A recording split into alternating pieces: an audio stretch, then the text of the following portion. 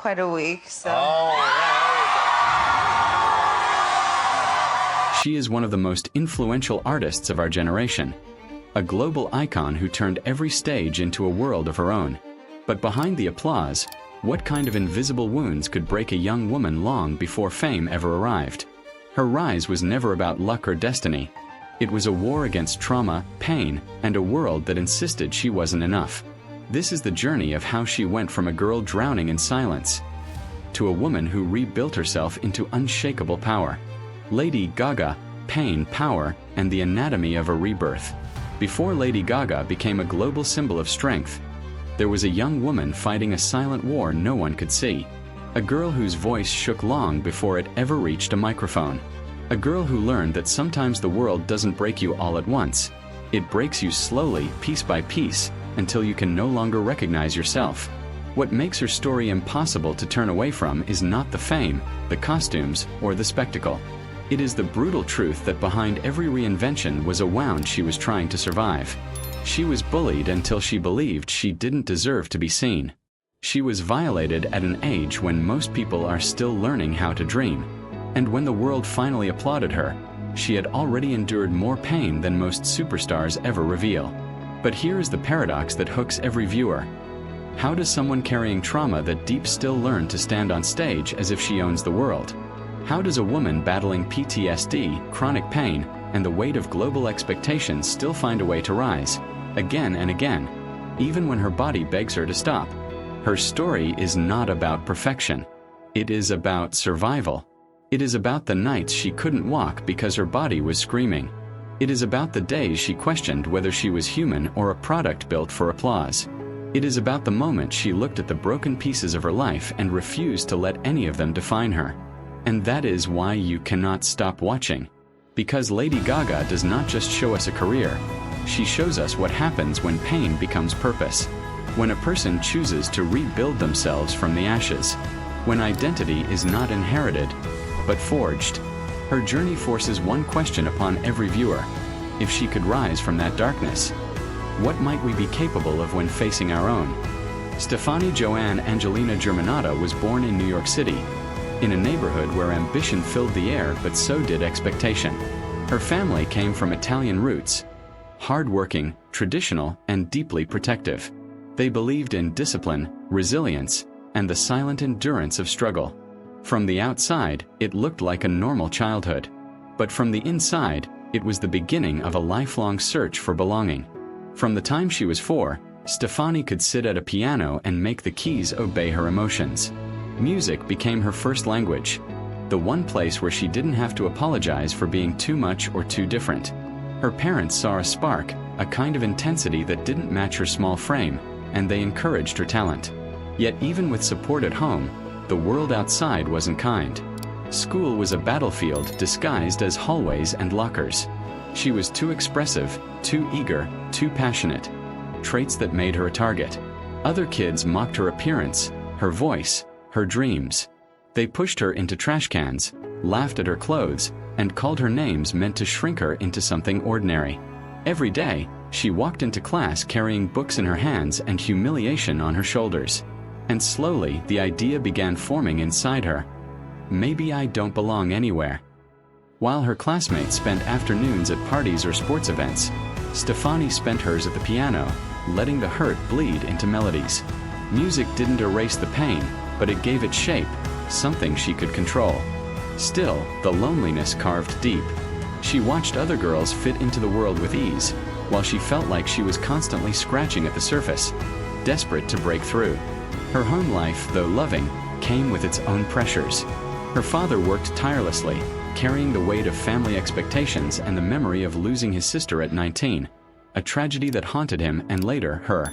Her mother pushed her to excel, believing talent meant responsibility. Stefani grew up surrounded by achievement and loss, creativity and grief. The message was clear. Life will not go easy on you, so you cannot go easy on yourself.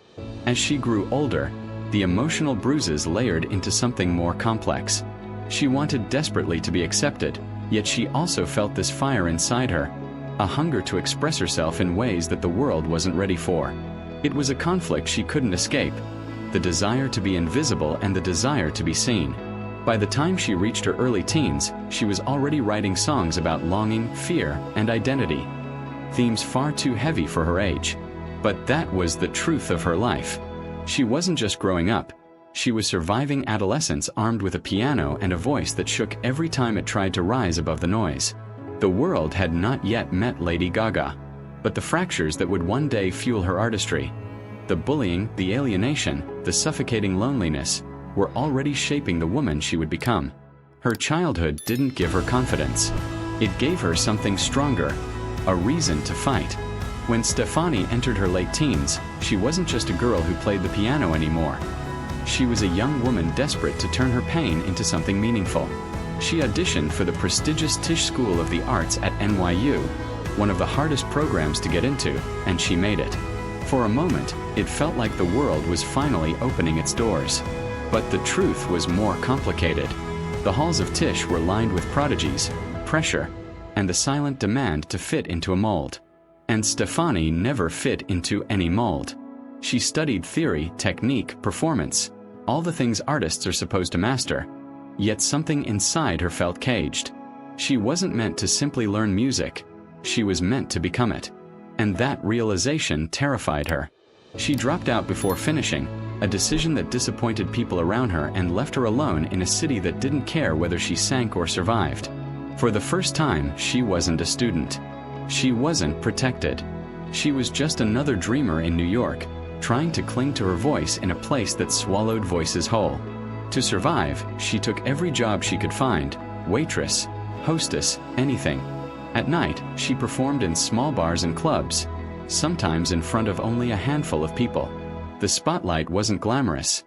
It was harsh, unforgiving. But she sang anyway, wearing the pain like armor, disguising fear as confidence. She began experimenting with performance art, theatrical costumes, bold makeup, pieces of the persona that would one day become Lady Gaga.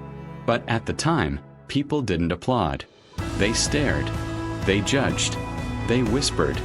Her first big break seemed to come when a major label signed her. Finally, after years of humiliation and trying to belong, she had a foothold. She poured everything she had into writing, recording, shaping a sound that felt like her. But to the label, she was too strange, too bold, too emotional, too much. Within months, they dropped her. No explanation. No second chance. It was a rejection so sudden it felt like a betrayal. She had given them her raw self, and they decided it wasn't marketable. That moment, standing outside the building where her dreams had just been dismissed, she wondered if the bullies had been right all along, if she really wasn't enough. But here is the hidden truth. Some artists are not meant to be accepted. They are meant to create a world where acceptance doesn't matter. And this was the turning point that didn't look like one. The rejection forced her inward, to the place where her most authentic self was hiding. She began writing darker, louder, braver songs. She created bolder imagery. She stopped trying to fit in and started trying to break everything open. The world didn't yet know her name, but the persona, the vision, the revolution called Lady Gaga had already begun forming in the shadows. Rejection wasn't her ending. It was her ignition. The first iteration of Lady Gaga wasn't crafted in a boardroom or engineered by executives. She was born on the dim stages of downtown Manhattan, in underground clubs filled with smoke, neon lights, and people who didn't care about perfection. They cared about truth, about spectacle, about the courage to be outrageous. And Stefani, now shedding her old skin, finally discovered a world where too much was exactly enough. She stitched together thrift store fabrics, metal, latex, anything she could find, turning her trauma into armor and her insecurities into weapons. She wasn't trying to shock people. She was trying to survive herself. The more she pushed boundaries, the more she felt something wake up inside. Something powerful, something uncontrollable, something that didn't apologize. That was the moment she stopped being Stefani Germanotta. And Lady Gaga stepped forward. Her talent manager at the time saw what the world had missed. A raw, unfiltered force with the potential to redefine pop culture. When Akon discovered her songwriting abilities and signed her under Interscope, everything changed. Suddenly, She had a platform big enough to hold the persona she had been building in the shadows. The fame wasn't just an album. It was a thesis, a declaration, a confrontation. When Just Dance debuted, no one expected it to explode. It was written in 10 minutes, a cry from a girl drowning in the noise of the world, yet it became the anthem of a generation. But the true breakthrough came with Poker Face, a song polished to brilliance yet rooted in heartbreak and identity. In mere months, Lady Gaga went from a nobody in underground clubs to a global name on every radio, every stage, every screen. Her rise wasn't steady. It was violent, sudden, electric, as if she had been launched into the atmosphere. And then came Bad Romance, the music video that would shift the entire axis of modern pop. The costumes, the choreography, the imagery. It was a universe she built from the ashes of her past. The world was mesmerized. Critics who once said she was too strange now called her visionary. Fans saw not just a performer but a mirror for their own brokenness, their own longing to be seen. But fame, especially the kind Gaga achieved, isn't a gift. It's a burden disguised as applause. Behind the outrageous outfits and bold statements was a woman struggling to hold herself together. The spotlight magnified everything: her insecurities, her trauma, her need to validate the version of herself she had created. The world adored her, but she often felt like she was performing a version of Gaga the world demanded, not the woman she truly was. She created spectacles bigger, darker, louder, not always out of confidence, but because she feared disappearing if she stopped. Every performance needed to be extreme, unforgettable, almost inhuman, because being human was what hurt. Yet the more she pushed herself, the more she lost grip of the quiet, fragile core inside her. Fame became a mask she could not remove, even when she wanted to breathe. Interviews asked for controversy. Award shows wanted shock. Tabloids demanded chaos. And Gaga, desperate not to fall back into obscurity, kept giving the world what it expected. But every ascent has its shadow. Every icon carries a breaking point. And for Lady Gaga, that breaking point was coming, slowly, silently, in the form of trauma resurfacing, pain intensifying, and a body that could no longer carry the weight of the persona she had built. Her rise to fame was meteoric, but the fall, the collapse, would reveal truths even she wasn't ready to face. The world saw Lady Gaga rise, transform, dominate, reinvent. But behind the armor, behind the wigs, behind the spectacle, something inside her was cracking. Fame didn't silence her past, it amplified it. And the louder the crowd screamed her name, the louder her buried wounds screamed back.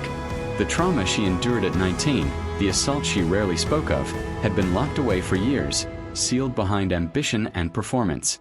But trauma has a way of resurfacing when you least expect it, especially when life becomes loud enough to drown out your ability to hide. As Gaga's fame grew, the pressure became suffocating.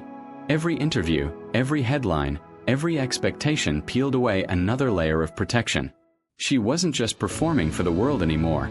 She was performing against her own mind. PTSD didn't arrive like a storm. It crept in slowly, first as anxiety before shows, then as panic, then as nights she couldn't sleep because her chest felt like it was collapsing inward. She began experiencing flashbacks, moments where the past intruded violently into the present. In the middle of rehearsals, the memory of being powerless would strike her like a blade, sharp and disorienting. She could be surrounded by dancers, lights, and music, and still feel completely alone, trapped in a moment she had spent years trying to forget. And her body began to betray her too. Fibromyalgia, a condition misunderstood even by doctors, wrapped her muscles in pain so severe she struggled to walk. Some days, she couldn't stand for more than a few minutes. Some nights, backstage, she curled into herself, gripping her legs as waves of agony forced tears from her eyes. Dancers stood ready, costumes in place, cameras rolling. But Gaga was in a war no one could see, a war no amount of fame could protect her from. She tried to hide it, even from herself. She would look in the mirror and whisper, "Keep going," not because she believed she could, but because she feared what would happen if she stopped. The persona she built, Lady Gaga, was fearless, invincible, untouchable. But Stefani, the woman underneath, was exhausted. She carried the weight of the world on a body that was falling apart and a mind that was unraveling. Every performance became a negotiation. How much pain could she endure today? How much of herself could she sacrifice? How long before the applause became too heavy to hold? During one tour, right before walking onto the stage, her body seized. The pain shot through her spine, sharp and paralyzing. She tried to breathe, but even breathing felt like breaking. Her team surrounded her, helping her stand, urging her to rest. But she whispered, "The audience is waiting." It wasn't determination, it was fear. Fear of disappointing the people who believed she was superhuman. Fear of becoming irrelevant. Fear of facing the woman behind the mask. Her relationships strained under the pressure. Her friendships thinned. Her sense of identity fractured. She once said she felt like she existed in two realities. The one where she was adored by millions, and the one where she felt completely invisible. And this duality consumed her. The public saw her wins, the awards, the performances, the shock value. But privately, she spiraled. She questioned her worth. She questioned her purpose. She questioned whether any part of her life belonged to her anymore. The darkness didn't come from fame itself. It came from the space between who she had to be and who she truly was. By the time she reached the peak of her career, Gaga wasn't celebrating. She was barely holding on. And the breaking point, the moment everything would collapse, was coming, faster than she could brace for.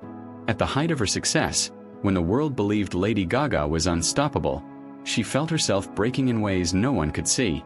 The pressure to stay extraordinary became relentless. Managers wanted bigger tours, bolder visuals, louder moments. Fans expected the impossible. And the industry demanded constant reinvention, as if she was an endless resource, not a human being. But the truth was brutal. The persona she created to survive had begun consuming her. The costumes, once a form of protection, now felt like cages. The wigs, the makeup, the theatrics, all pieces of an identity that no longer belonged to her. She felt like she was disappearing behind the very image she built. "I don't know where I end and where Lady Gaga begins," she once admitted. And it wasn't a metaphor. It was a confession. Then came the year that nearly destroyed her, 2013 to 2014, when everything she touched seemed to crumble. An album she poured her heart into underperformed. Critics dismissed her work as confused, excessive, desperate. Headlines declared she had peaked. The industry whispered that her career was over. And in the world of pop music, whispers are often death sentences. What hurt the most wasn't the criticism, it was betrayal. People she trusted, people she built her career with, began distancing themselves. Some turned against her. Others treated her like a fading investment. The rooms that once erupted in applause grew colder, quieter. She could feel the shift. The world that once begged for more of her now watched to see if she would fall. And fall she did. Her body, already fragile from fibromyalgia, collapsed under the weight of the Art Pop tour. She suffered a severe hip injury, a tear so painful she could not walk without assistance. Doctors told her she needed surgery. Her team told her to push through. And for a moment, she considered it, because she didn't know who she was without the stage. But the pain became unbearable. She canceled the remaining shows, a move that shattered her emotionally. The world saw the cancellation as weakness. She saw it as proof that she was losing the only thing she had ever controlled: her ability to perform. Alone in hospital rooms, surrounded by silence instead of spotlights, she faced a truth she had avoided for years. She had built her life on a foundation that was killing her. PTSD resurfaced with violent intensity. Flashbacks consumed her nights. Anxiety swallowed her days. Depression dragged her into depths she hadn't known since childhood. She felt trapped in a body that betrayed her and a career that no longer felt like hers. At one point, she admitted she didn't feel alive, just functional, just present enough to survive another day of expectations she could no longer meet. The applause that once fueled her now felt distant, meaningless. Fame had taken everything she loved and turned it into pressure she couldn't escape. And then came the darkest question, whispered in a moment of devastating clarity. If I stop being Lady Gaga, do I disappear? It was not the question of a superstar. It was the question of a woman who feared she had been erased by her own survival mechanisms. This was her collapse. Not a headline, not a scandal, but a quiet implosion, the kind only those who have lost themselves can understand. Yet in that collapse, in that terrifying silence, something fragile and essential began to stir. A realization so subtle she almost missed it. The persona had saved her once, but it could not save her now. Only the woman underneath could. And that faint realization, barely a flicker in the darkness, would become the spark that led her to the turning point. The moment she would begin reclaiming her voice, her body, her identity. But for now, she was still in the ashes, seeing for the first time what needed to burn so that she could be reborn. Recovery never begins with triumph. It begins with a whisper. The smallest realization that something must change. For Lady Gaga, that whisper came when she was stripped of everything she once believed defined her. The Super Bowl stages, the screaming crowds, the costumes, the spectacle, the endless momentum that kept her from ever looking inward.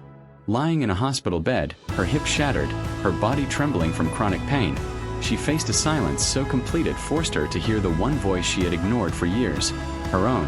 And that voice said, "You cannot keep living like this." It wasn't an epiphany. It wasn't cinematic. It was exhaustion, the kind that reaches the soul. Unable to perform, unable to run from herself, Gaga was forced to confront the memories she had buried. She began trauma therapy, a process she once feared more than any stage. At first, it felt like reopening wounds she had spent a decade sealing shut. But slowly, painfully, she learned that healing didn't mean forgetting. It meant allowing herself to exist outside the persona she created to survive. Then came a role that would shift everything. American Horror Story. Hotel. A world where darkness was not feared, it was explored. A character who embodied pain without apologizing for it. On set, she didn't need armor. She didn't need to pretend.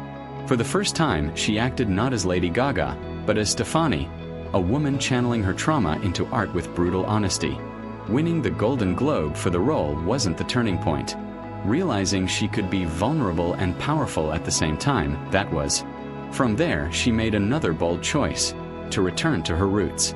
Not the rave lights, not the avant-garde armor, but the guitar, the raw voice, the girl who played piano at 4 years old.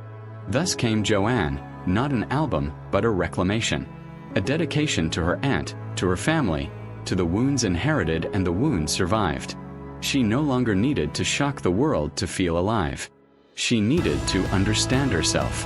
The turning point wasn't a single moment, it was a series of quiet decisions. To face her pain instead of hiding behind performance. To seek help instead of pretending strength. To rebuild an identity that wasn't dependent on applause. And in that fragile reconstruction, something extraordinary began to form. A version of Lady Gaga who wasn't performing to survive, but living to be whole. The rebirth of Lady Gaga did not happen in a single moment. It unfolded slowly, like dawn pushing against the remnants of a long, bruising night. By the time she emerged from the storm of pain, betrayal, and collapse, something inside her had shifted. Not into a new persona, but into a clearer, more grounded self. The woman who once relied on armor now stepped forward with something far more dangerous in the world of entertainment. Honesty. Her album Joanne was the first sign of this transformation. Stripped-down vocals, raw storytelling, vulnerability woven into every note. It wasn't designed to dominate charts. It was designed to heal her audience, yes, but also herself. For the first time, she wasn't making music to escape her past. She was making music to understand it. And then came the moment that redefined everything. A Star is Born. As ally, Gaga didn't just act, she surrendered. She bared the wound she spent years hiding, channeling her trauma, her fear, her longing into a character who felt painfully, beautifully real. Her performance broke something open in the hearts of viewers around the world. She wasn't the eccentric pop star anymore. She was an artist capable of shaking audiences with a whisper instead of a scream. Shallow, the song that would earn her an Oscar, wasn't just a hit. It was a revelation, a reminder that even the deepest pain can produce something breathtaking when given a voice. With that moment, Gaga's legacy shifted from spectacle to substance. She proved she didn't need theatrics to dominate a stage. All she needed was the truth. But her rebirth didn't stop at art. It expanded into activism, compassion, and leadership. Through the Born This Way Foundation, she championed mental health awareness, created safe spaces for young people, and spoke publicly about her PTSD and chronic pain.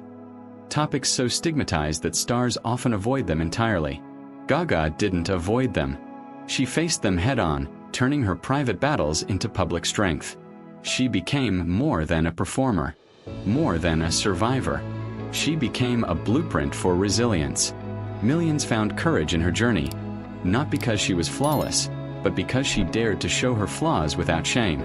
She rewrote what it means to be powerful, not invincible, not untouchable, but unbreakable in the act of breaking open.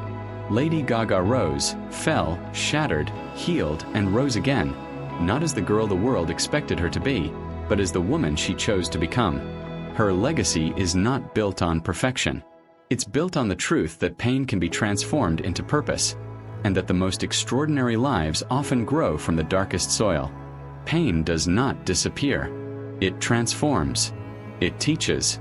It becomes the foundation on which strength is built. Lady Gaga's life is not the story of a woman who conquered her demons once and never looked back. It is the story of someone who wakes up every day and chooses to rise. Even when her body aches, even when her past returns, even when the world expects her to be something she is not. Her power doesn't come from perfection. It comes from persistence, from courage, from the willingness to rebuild again and again. She reminds us that identity is not a destination. It's a creation, a process of breaking, learning, healing, and rising. And maybe that's why her story matters so deeply. Not because she became famous, not because she won awards, but because she turned the weight of her trauma into a light strong enough to guide others out of their darkness. So ask yourself, what part of your story have you buried because you thought it made you weak? What pieces of your past are you still running from? Pieces that might become your strength if you face them. Her journey proves one thing: you are not defined by what broke you. You are defined by what you choose to become next. So, what's your story?